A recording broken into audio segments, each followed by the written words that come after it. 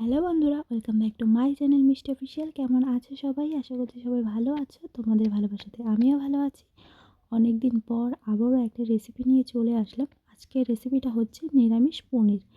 পেঁয়াজ রসুন ছাড়া যে এত ভালোভাবে এত সুন্দরভাবে একটা পনিরের রেসিপি তৈরি করা যায়, সেটা না দেখলে বিশ্বাসই করবে না। এই রেসিপিটা বানানো যতটাই সহজ, খেতে কিন্তু অনেক অসাধারণ হয়।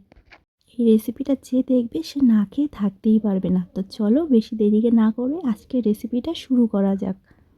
সবার প্রথমে এই নিরামিষ পনির রান্না করার জন্য এখানে আমাদের একটা পেস্ট বানিয়ে নিতে হবে। তো তার জন্য আমি একটা বাটি নিয়ে নিয়েছি, আর এর ভিতরে দিয়ে দিচ্ছি 6-7টার মতো কাজু বাদাম, যেটা আমি আগে থেকেই জলে ভিজিয়ে রেখেছিলাম।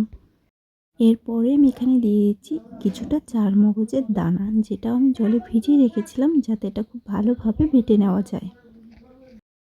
এরপরে আমি এখানে দিয়ে দেব 1 কাপ মতো টক দই, আর দিয়ে দেবো এখানে কিছুটা পনির। পনিরটা যদি এখনই দেওয়া হয় তবে কিন্তু এই গ্রেভিটার পেস্টটা কিন্তু খুব স্মুথ আসবে আর খেতেও বেশ ভালো লাগবে। এরপরে সমস্ত উপকরণগুলো আমরা পেস্ট করে নেব। তো এখানে আমাদের পনির, কাজু বাদাম আর চারমগজ, টক দইগুলো খুব ভালোভাবে আমি এখানে বেটে নিয়েছি। এরপরে সরাসরি চলে যাব রান্নাতে। আমাদের এই পনিরের রেসিপিটার পুরো টেস্টটাই কিন্তু আসবে এই মশলা থেকে। তো এই মশলাটা বানিয়ে নেওয়ার জন্য সবার প্রথমে আমি কড়াইতে দিয়ে দেব 1 চামচ মতো মৌরি, আর 1 চামচ মতো জিরে, 1/2 চামচ মতো ধনে, আর 1/2 চামচ মতো মরিচ, আর দিয়ে দেব একটা শুকনো লঙ্কা। আর যখন তোমরা এই রেসিপিটা বানাবে তখনই কিন্তু মশলাটা বানিয়ে নেবে। তার আগে বানিয়ে রাখলে কিন্তু মশলার ফ্লেভারটা চলে যাবে।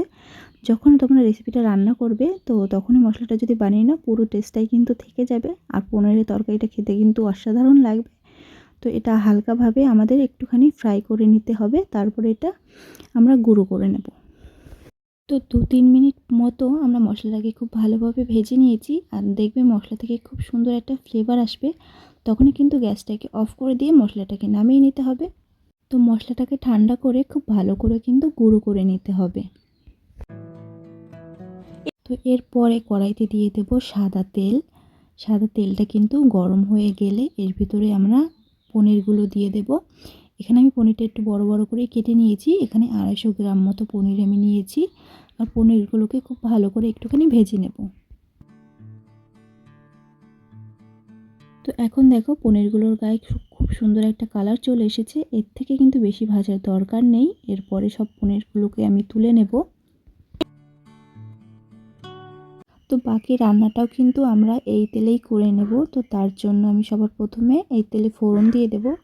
আর তার জন্য নিয়ে নিয়েছি আমি এখানে 3-4টের মতো কাঁচা লঙ্কা, যেটা মাঝখান থেকে আমি চিড়ে নিয়েছি। ঝালটা অবশ্যই তোমাদের স্বাদ মতো দেবে। আর নিয়ে নিচ্ছি 1 চামচ মতো আদা, যেটা আমি থিতো করে নিয়েছি। আদাটা কিন্তু থিতো করে নিলেই টেস্টটা খুব ভালো আসবে। আর এটা 2 থেকে 3 মিনিট মতো খুব ভালোভাবে নেড়ে নেব।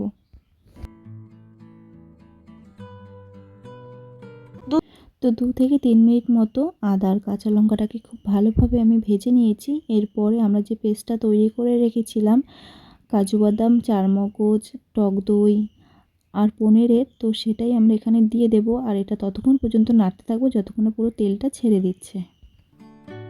এই মশলাটা কষাতে কিন্তু বেশি সময় লাগবে না। 2 থেকে 3 মিনিট মতো নাড়লেই দেখবে তোমরা এর থেকে তেলটা আলাদা হয়ে গেছে। আর তখন কিন্তু তোমাদের এখানে দিয়ে দিতে হবে পরিমাণ মতো জল। আমি এই বাটিটা ধুয়ে এখানে 1/2 বাটির মতো জল আমি এখানে দিয়ে দিচ্ছি। এখন আমি এখানে দিয়ে দেব স্বাদ মতো লবণ, আর দিয়ে দেব একটুখানি চিনি, আর দিয়ে দেবো যে গোটা গরম মশলাগুলো আমরা রোস্ট করে নিয়েছিলাম, তো সেই গরম মশলাগুলোই আমরা এখানে দিয়ে দেব। আর এই মশলাটা দেওয়ার পরে কিন্তু পুরো রান্নাটার কালার, টেস্ট সবটাই চেঞ্জ হয়ে যাবে। অবশ্যই তোমরা এরকমভাবে একবার রান্না করে দেখতে পারো। এই মশলা দিয়ে খেতে কিন্তু অতুলনীয় হবে। গ্রেভিটা যখন ফুটে উঠবে তখনই কিন্তু আমাদের পনিরগুলোকে দিয়ে দিতে হবে। পনিরটা দিয়ে একটু ভালোভাবে নাড়াচাড়া করে নেব। তারপরে কিন্তু এটা ঢাকনা দিয়ে 5 মিনিটের মতো আমরা রান্না করে নেব।